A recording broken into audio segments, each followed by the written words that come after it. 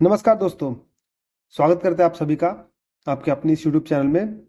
दोस्तों, आज इस वीडियो में हम भारतीय राज्य व्यवस्था यानी कि इंडियन पॉलिटी से रिलेटेड 100 इम्पॉर्टेंट एमसीक्यूज को करेंगे, जो कि विभिन्न प्रकार के एग्जामों जैसे कि SSC, defence, banking, railway, state PCS, state RO, ARO और अन्य एग्जाम्स के लिए बहुत ही महत्वपूर्ण होता है। तो ये हिंदी और इंग्लिश दोनों में होगा। तो चलिए वीडियो को शुरू करते हैं। पहला प्रश्न है, निम्नलिखित में से किसने 1934 में संविधान सभा के गठन का सुझाव दिया था, जिसका अंततः 1946 में गठन हुआ? तो इसका सही आंसर है एम एन रॉय ने। अगला प्रश्न, संविधान किस तारीख को अस्तित्व में आया था? तो 26 जनवरी 1950 को अस्तित्व में आया था। अगला प्रश्न, संविधान निर्माण में कितना समय लगा था? तो 2 वर्ष 11 माह और 18 दिन लगे थे। अगला प्रश्न, ईस्ट इंडिया कंपनी के मामलों को नियंत्रित करने और विनियमित करने के लिए अंग्रेजों द्वारा पारित पहला अधिनियम कौन सा था? तो उसका सही आंसर है 1773 का रेगुलेटिंग एक्ट। दोस्तों, इसके बारे में कुछ जानते हैं।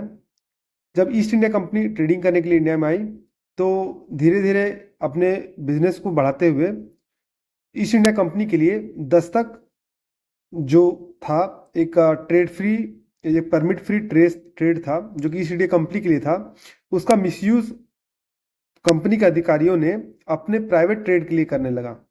तो उससे क्या हुआ कि वाइड स्प्रेड करप्शन फैलने लगा। तो उस चीज़ को रोकने के लिए ब्रिटिश पार्लियामेंट ने 1773 में रेगुलेटिंग एक्ट पारित किया। इसके बहुत सारे और भी प्रोविजन है जो आगे के प्रश्न में हम लोग देखेंगे। तो अगला प्रश्न है, किस अधिनियम ने बंगाल के गवर्नर को बंगाल का गवर्नर जनरल बना दिया? तो 1773 का रेगुलेटिंग एक्ट।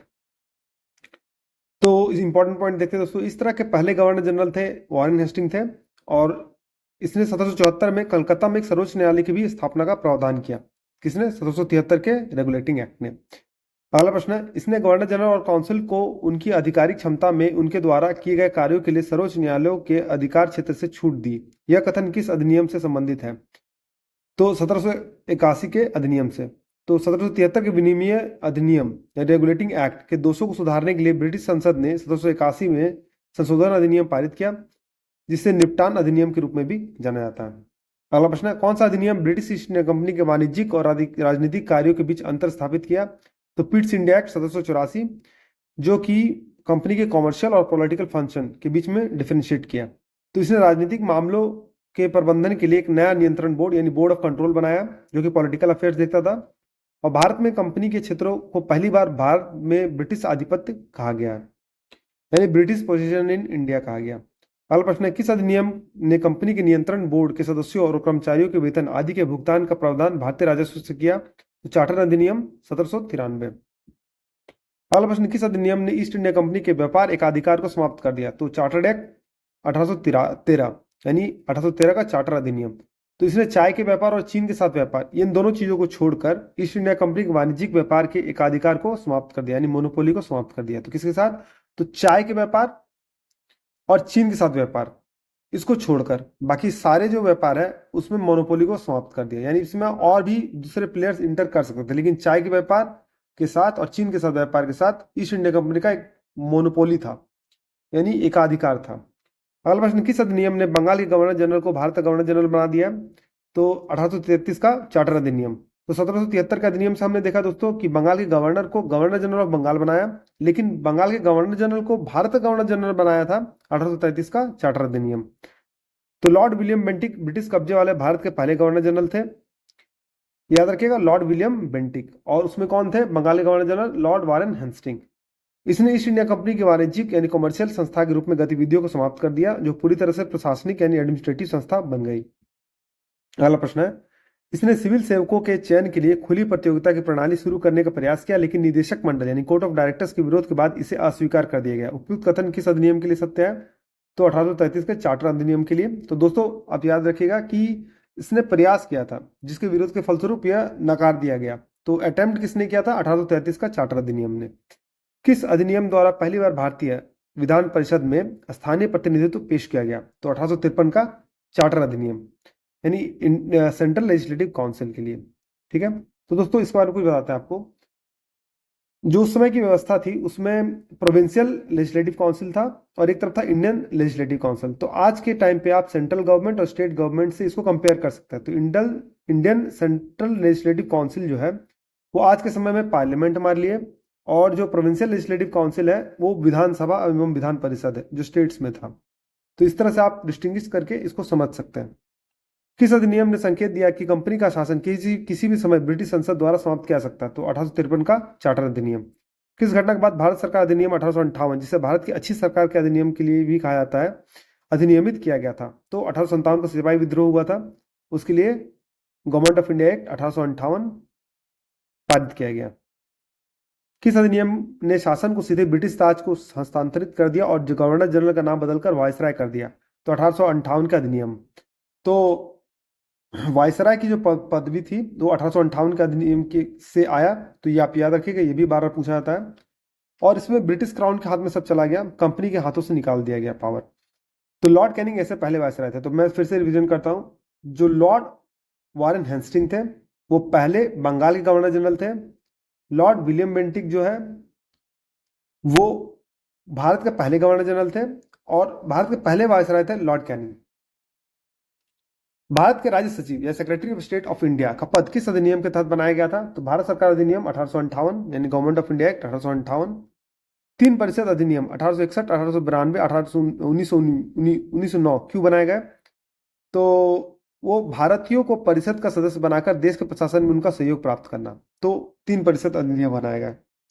दोस्तों 1857 की जो क्रांति हुई थी उससे अंग्रेजों ने ये सीखा था कि जो भारतीय जनता है वो अंग्रेजी प्रशासन से बहुत ही रुष्ट है और उनके बीच की जो दूरियां है वो बढ़ती जा रही है। तो इस तरह से उन लोगों को अपने कॉन्स्टिट्यूशन मेकिंग में या अपने वर्किंग एरिया में साझा करने के लिए उन्होंने इस तरह के काउंसिल एक्ट्स पारित किए। अगला प्रश्न, उन तीन भारतीयों के नाम बताइए जिन्हें 1862 की विधान परिषद अधिनियम के तहत वायसराय की विधान परिषद में शामिल किया गया था।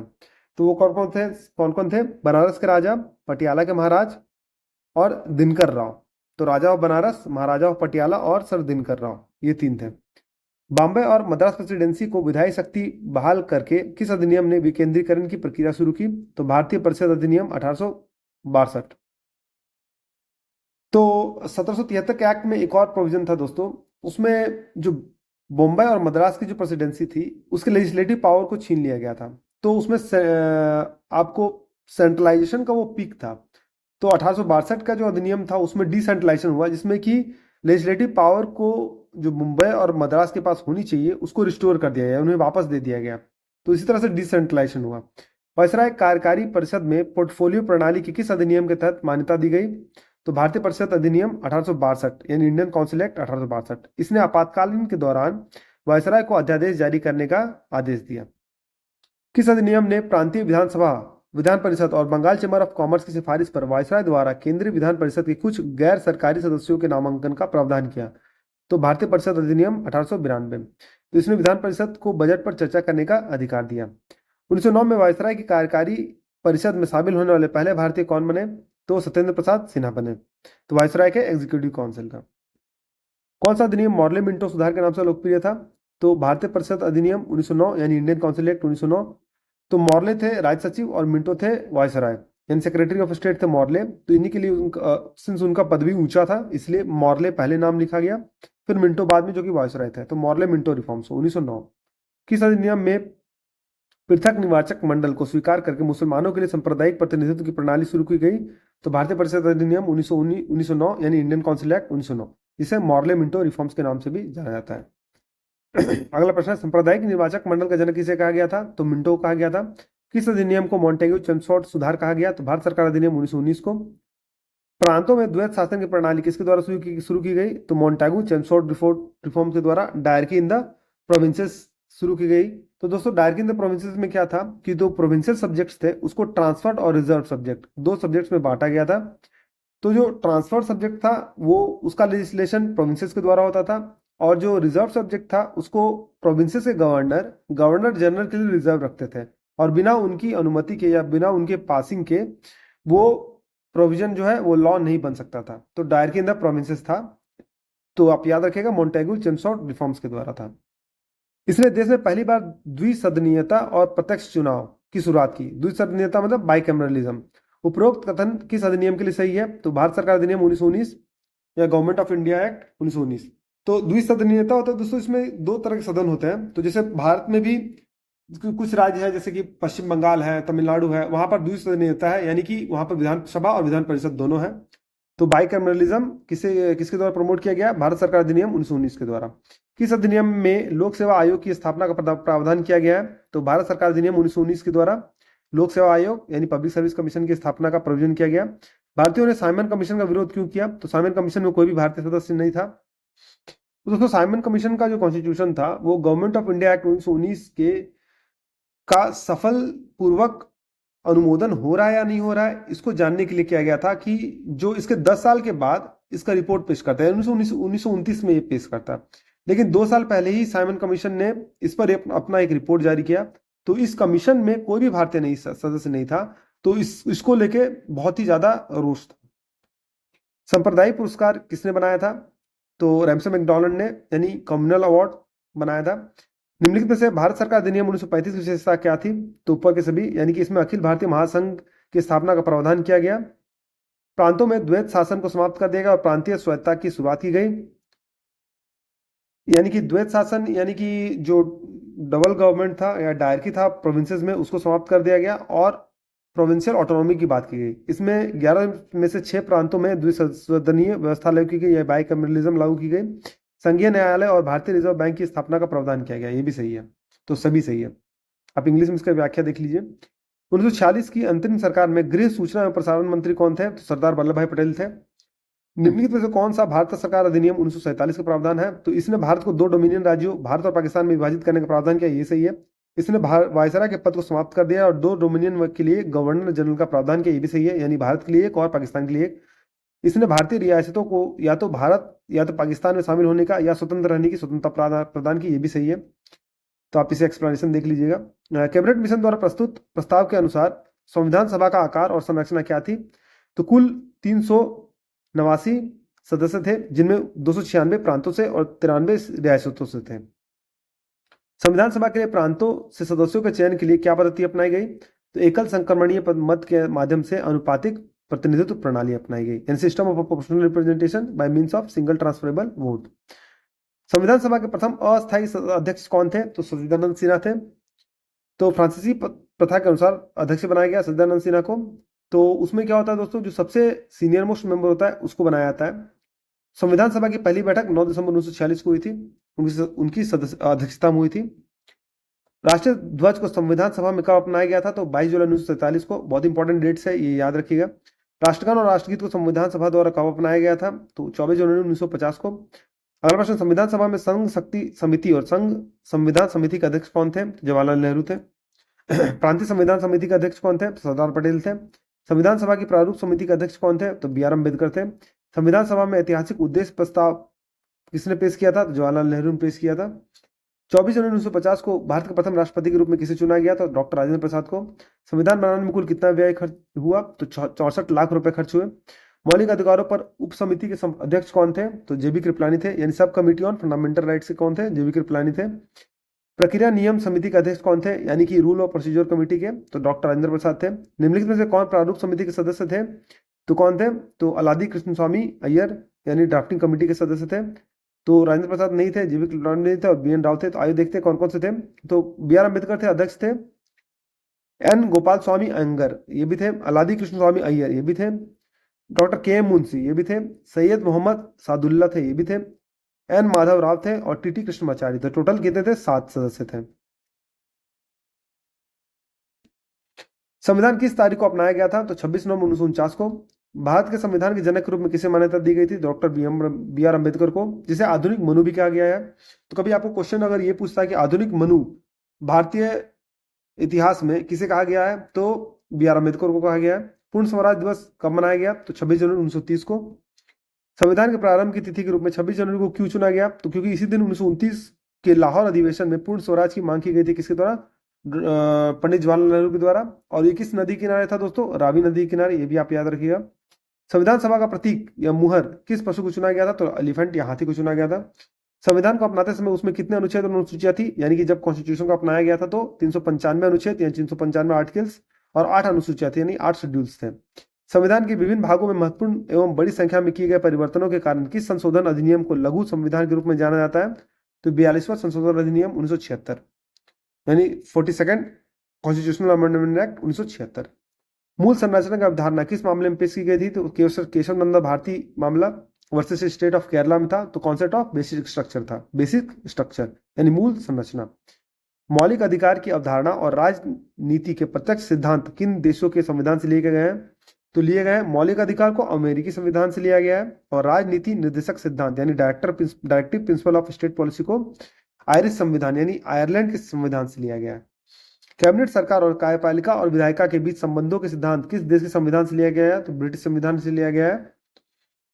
संघीय योजना, न्यायपालिका, राज्यपाल, आपातकालीन शक्तियां और लोक सेवा आयोग की अवधारणा कहां से ली गई है? तो भारत सरकार अधिनियम 1935 से ली गई है। ये सारे प्रोविजंस लिए गए हैं। संविधान की संघीय विशेषताएं क्या क्या है? तो संघीय विशेषता यानी यूनिटरी फीचर्स क्या क्या है? फेडरल फीचर्स क्या क्या है? संघीय विशेषताएं, माफ कीजिएगा, फेडरल फीचर्स। तो 2 सरकारें हैं, यानी कि एक सेंट्रल में गवर्नमेंट है, एक स्टेट में गवर्नमेंट है। तो ये पावर को डिस्ट्रीब्यूट करती है, तो फेडरल फीचर है। शक्तियों का विभाजन है, तो 3 लिस्ट दिया गया है, सेंट्रल लिस्ट, यूनियन लिस्ट और कॉन्करेंट लिस्ट, जिसमें अलग अलग कानून बनाता है, तो ये डिस्ट्रीब्यूट करती है, तो ये एक फेडरल फीचर है। लिखित संविधान ये रिटन कॉन्स्टिट्यूशन है, तो स्टेट पे जो संघ है वो अपनी मनमानी नहीं कर सकता क्योंकि लिखित संविधान है, तो ये भी एक फेडरल फीचर है। संविधान की सर्वोच्चता यानी कॉन्स्टिट्यूशन की सुप्रीमेसी, तो ये स्टेट्स को प्रोटेक्ट करता है। अगर सेंटर ट्रायनरी हो जाता है तो उसके लिए है। संविधान की कठोरता, ये भी सही है। स्वतंत्र न्यायपालिका, ये भी सही है। द्विसदनीयता, ये भी सही है। संविधान की एकात्मक और या गैर संघीय विशेषताएं क्या है? तो मजबूत केंद्र, ये सही है। एकल संविधान, ये सही है। एकल नागरिकता, ये भी सही है। संविधान का लचीलापन, फ्लेक्सिबिलिटी, ये सही है। एकीकृत न्यायपालिका, ये सही है। केंद्र द्वारा राज्य के राज्यपाल की नियुक्ति, ये सही है। अखिल भारतीय सेवाएं, ये सही है। और आपातकालीन प्रावधान, तो इसमें केंद्र जो है अपने अकॉर्डिंग कानून पारित कर सकता है। संविधान के भाग 3 में कितने मौलिक अधिकारों की गारंटी दी गई है? तो 6 फंडामेंटल राइट्स हैं। एक एक करके हम लोग बाद में देखेंगे इसे। राष्ट्रीय आपातकाल के दौरान मौलिक अधिकारों को निलंबित किया जा सकता है सिवाय उन अधिकारों को जो राष्ट्रीय आपातकाल के दौरान मौलिक अधिकारों की गारंटी देते हैं। तो किन्हें किया जा सकता है? तो अनुच्छेद 20 और 21 को नहीं किया जा सकता है। B.R. अम्बेडकर के अनुसार किसे भारतीय संविधान की नवीन विशेषता यानी नोवेल फीचर कहा गया है? तो राज्य के नीति निर्देशक सिद्धांत यानी directive principle of state policy. संविधान के किस भाग में राज्य के नीति निर्देशक तत्व सिद्धांत को उल्लेख है? तो भाग 4 यानी पार्ट 4 में। तो दोस्तों directive principle of state policy जो है यह कहता है कि सरकार को देश के नागरिकों के लिए पॉलिसी बनाते समय किन किन चीजों का ध्यान रखना चाहिए। निम्नलिखित कथनों में से कौन सा सही है? तो मौलिक अधिकार न्यायोचित है, राजनीति निर्देशक सिद्धांत न्यायोचित प्रकृति का नहीं है। मौलिक अधिकार न्यायोचित है और राजनीति निर्देशक सिद्धांत प्रकृति में न्यायोचित नहीं है, ये बिल्कुल सही है। यानी कि फंडामेंटल राइट जस्टिसिएबल है, यानी कि अगर कोई वॉल्यूशन होता है फंडामेंटल राइट का तो एक आम नागरिक कॉन्स्टिट्यूशन में प्रावधान है कि वो कोर्ट का दरवाजा खटखटा सकता है। Directive principle of state policy non justiciable है, तो इसके लिए कोई प्रावधान नहीं है, तो नॉन जस्टिसेबल है। अगर directive principle of state policy का अगर वायलेशन भी होता है तो उसे अपील नहीं किया जा सकता है। हालांकि ये वर्णित है कॉन्स्टिट्यूशन में कि सरकार कोई भी पॉलिसी फॉर्मुलेट करती है तो उसमें directive principle of state policy में जो दिए गए पॉइंट्स है उसको कंसिडरेशन में रखेगी। मौलिक अधिकार गैर न्याय संगत है और राजनीतिक निर्देशक सिद्धांत प्रकृति में गैर न्याय संगत है, ये भी सही नहीं है। मौलिक अधिकार गैर न्याय संगत है, यहाँ यहीं पर गलत हो जाता है, तो बी ऑप्शन सही है। किस मामले में सर्वोच्च न्यायालय ने कहा है कि भारतीय संविधान मौलिक अधिकारों और नीति निर्देशक सिद्धांतों के बीच संतुलन की आधारशिला पर आधारित है? तो मिर्नवा मिल्स केस में कहा है। तो केसेस आप याद रखिएगा। मौलिक कर्तव्यों को संविधान में किस संशोधन अधिनियम द्वारा जोड़ा गया था? तो 42nd कॉन्स्टिट्यूशनल अमेंडमेंट एक्ट के द्वारा मौलिक कर्तव्यों को जोड़ा गया था। किस समिति की सिफारिश से संविधान में मौलिक कर्तव्यों को जोड़ा गया? तो स्वर्ण सिंह समिति के द्वारा यानी स्वर्ण सिंह कमेटी के द्वारा। 1989 में किस संविधान संशोधन अधिनियम के माध्यम से मतदान की आयु 21 वर्ष से घटाकर 18 वर्ष कर दी गई थी? तो 61वां संविधान संशोधन अधिनियम 1988। संविधान में कितने प्रकार के आपात स्थितियों के प्रावधान है? 3 प्रकार के हैं। तो राष्ट्रीय आपातकाल यानी नेशनल इमरजेंसी, राष्ट्रपति शासन यानी प्रेसिडेंट रूल जो स्टेट्स में होता है, और वित्तीय आपातकाल यानी फाइनेंशियल इमरजेंसी। राष्ट्रीय आपातकाल किस आधार पर लगाया जा सकता है? तो युद्ध या बाहरी आक्रमण या सशस्त्र विद्रोह यानी वार, एक्सटर्नल एग्रेशन और आर्म्ड रिबिलियन, अनुच्छेद 352 के द्वारा। वित्तीय आपातकाल किस आधार पर लगाया जा सकता है? तो भारत की वित्तीय स्थिरता या ऋण की खतरा के लिए, यानी अनुच्छेद 360 में। किसी राज्य में राष्ट्रपति शासन किस आधार पर लगाया जा सकता है? तो राज्यों में संवैधानिक तंत्र की विफलता के आधार पर। अनुच्छेद 356 के अंतर्गत यह कहा गया कि राज्यों में संवैधानिक तंत्र की विफलता होगी तब, या केंद्र के निर्देशों का पालन करने में विफलता का आधार पर, वो अनुच्छेद 365 है। तो दो अनुच्छेद इसमें, 356 किसके लिए? तो संवैधानिक तंत्र की विफलता के लिए, यानी कि कॉन्स्टिट्यूशनल मशीनरी यदि फेल होती है उसके लिए। और अनुच्छेद 365 यानी आर्टिकल 365 में कहा गया है कि अगर सेंटर कोई डायरेक्शन देता है और उसको कंप्लाई करने में असफल होती है स्टेट गवर्नमेंट, तो उसके आधार पर इमरजेंसी लगाया सकता है, यानी प्रेसिडेंट रूल लगाया सकता है स्टेट में। 73वें संविधान संशोधन अधिनियम 1992 को ने किसे मान्यता दी? तो पंचायत को मान्यता दी। संविधान के किस भाग में त्रिस्तरीय पंचायती राज व्यवस्था का प्रावधान है? तो भाग 9 में है। आप याद रखिएगा, पाठ भी याद रखिएगा। अनुसूची 11 और अनुसूची 12 किससे संबंधित है? तो अनुसूची 11 जो है पंचायती राज से संबंधित है, और अनुसूची 12 जो है वो शहरी स्थानीय सरकारों से संबंधित है। 74वें संशोधन अधिनियम और भाग 9A किससे संबंधित है? तो शहरी स्थायी निकाय यानी अर्बन लोकल बॉडी, इसमें म्युनिसिपैलिटी और म्युनिसिपल कॉर्पोरेशन आते हैं। किस अधिनियम ने सरकारी समितियों के संवैधानिक दर्जा और संरक्षण दिया? तो 97वां संविधान संशोधन अधिनियम। भारतीय संविधान का कौन सा अनुच्छेद संविधान संशोधन से संबंधित है? तो अनुच्छेद 368।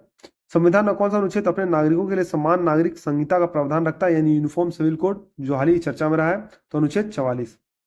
संविधान संशोधन की विशेषता किस देश के संविधान से ली गई है? तो दक्षिण अफ्रीकी संविधान से ली गई, बहुत इंपॉर्टेंट है, यानी साउथ अफ्रीकन कॉन्स्टिट्यूशन से संविधान संशोधन का प्रोविजन लिया गया है। आपातकाल के दौरान मौलिक अधिकारों के निलंबन का प्रावधान, यानी सस्पेंशन का प्रावधान किस देश से लिया गया है? तो जर्मनी का संविधान। संसद के दोनों सदनों की संयुक्त बैठक और ठोस सूची का प्रावधान किस देश से लिया गया है? तो कॉन्क्रीट लिस्ट का लिया गया है। दोस्तों माफ कीजिएगा, ये कॉन्क्रीट नहीं होगा, यहाँ कॉन्करेंट लिस्ट होगा, मैंने गलती से इसे लिख दिया है। ये जो है ये कॉन्क्रीट लिस्ट नहीं होगा, ये होगा कॉन्करेंट लिस्ट। तो कॉन्करेंट लिस्ट वो लिस्ट होती है जिसमें कि राज्य सरकारें और केंद्र सरकारें दोनों कानून बना सकती है, लेकिन अगर दोनों में विरोध होता है तो उसमें केंद्र सरकार द्वारा जो बनाया गया कानून है वो सुपीरियर होगा। तो कॉन्करेंट लिस्ट होगा, आप इसे सुधार लीजिएगा। तो वो किसे लिया गया? तो ऑस्ट्रेलियन कॉन्स्टिट्यूशन से लिया गया। प्रस्तावना में स्वतंत्रता, समानता और बंधुत्व के आदर्श किस देश के संविधान के लिए लिए गए हैं? तो फ्रांसीसी संविधान से, यानी आइडिया ऑफ लिबर्टी, इक्वालिटी और फर्टिनिटी। ये प्रियम्बल में लिया गया है, किससे? फ्रेंच कॉन्स्टिट्यूशन से। मजबूत केंद्र और केंद्र में अवशिष्ट शक्तियों के निहित होने के साथ संघ की अवधारणा कहां से ली गई है? तो कनाडा का संविधान से लिया गया है। भारतीय संविधान की कौन सी अनुसूची दल बदल विरोधी कानून से संबंधित है? तो 10वीं अनुसूची, यानी 10th शेड्यूल। संविधान की 8वीं अनुसूची किससे संबंधित है? तो भारत की 22 आधिकारिक भाषाएं, यानी 22 ऑफिशियल लैंग्वेजेस ऑफ इंडिया। कौन सा संवैधानिक संशोधन डोगरी, बोडो, मैथिली और संथाली भाषाओं को आधिकारिक भाषाओं के रूप में मान्यता देता है? तो 92वां संविधान संशोधन अधिनियम 2003 जो है वो डोगरी, बोडो, मैथिली और संथाली भाषाओं को आधिकारिक भाषाओं के रूप में मान्यता देता है। संविधान के किस अनुच्छेद में जीवन और व्यक्तिगत स्वतंत्रता की सुरक्षा का विस्तार से वर्णन किया गया है? अनुच्छेद 21 के द्वारा, यानी आर्टिकल 21 के द्वारा। बी आर अम्बेडकर के अनुसार भारतीय संविधान की आत्मा क्या है? तो अनुच्छेद 32 है, यानी संवैधानिक उपचार का अधिकार, यानी राइट टू कॉन्स्टिट्यूशनल रेमेडी। संविधान में कौन सा अनुच्छेद अस्पृश्यता यानी अनटचेबिलिटी के उन्मूलन को सुनिश्चित करता है? तो अनुच्छेद 17। भारतीय संविधान का कौन सा अनुच्छेद मौलिक कर्तव्य से संबंधित है? तो अनुच्छेद 51A। संविधान की कौन सा अनुसूची सूचियों के संदर्भ में राज्यों और संघों के बीच शक्तियों के विभाजन के बारे में बताती है? तो 7वीं अनुसूची, 7th शेड्यूल। भारतीय संविधान का कौन सा अनुच्छेद अखिल भारतीय सेवाओं के सृजन से संबंधित है? तो अनुच्छेद 312। भारत के किन राज्यों के लिए 6ठी अनुसूची में जनजातीय क्षेत्रों के प्रशासन से संबंधित प्रावधान है? तो असम, मेघालय, त्रिपुरा और मिजोरम, यानी AMTM आप याद रखिएगा, असम, मेघालय, त्रिपुरा और मिजोरम। समाजवादी, धर्मनिरपेक्ष और अखंडता शब्द संविधान के किस संशोधन अधिनियम के माध्यम से प्रस्तावना में जोड़े गए? तो 42वें संविधान संशोधन अधिनियम, यानी 42nd constitutional amendment act. Socialist, secular और इंटीग्रिटी जोड़े गए, आप याद रखिएगा। प्रस्तावना के अनुसार संविधान को अपना अधिकार कहां से प्राप्त होता है? तो भारत के लोगों से, पीपल ऑफ इंडिया से, क्योंकि प्रस्तावना में कहा गया है दोस्तों we the people of India, तो भारत के लोगों से लिया गया है संविधान में अपना अधिकार। संविधान की प्रस्तावना में संप्रभु शब्द का क्या अर्थ है, यानी सॉवरेन का क्या इंप्लाई है? तो भारत ना तो किसी अन्य राष्ट्र पर आश्रित है और ना ही किसी अन्य राष्ट्र का प्रभुत्व है, बल्कि एक स्वतंत्र राज्य है। संविधान की कौन सी अनुसूची राज्यों और केंद्र शासित प्रदेशों को संविधान राज्यसभा में सीटों का आवंटन से संबंधित है? तो चौथी अनुसूची यानी फोर्थ शेड्यूल। दोस्तों अगर आपको ये वीडियो पसंद आए तो वीडियो को लाइक कीजिए, चैनल को फॉलो कीजिए और सब्सक्राइब कीजिए और बेल नोटिफिकेशन को प्रेस कर दीजिए ताकि इसी तरह के इंपॉर्टेंट अपडेट्स मैं आपके साथ साझा करता रहूं। वीडियो में बनाने के लिए धन्यवाद। मिलते हैं आपसे अगले वीडियो में।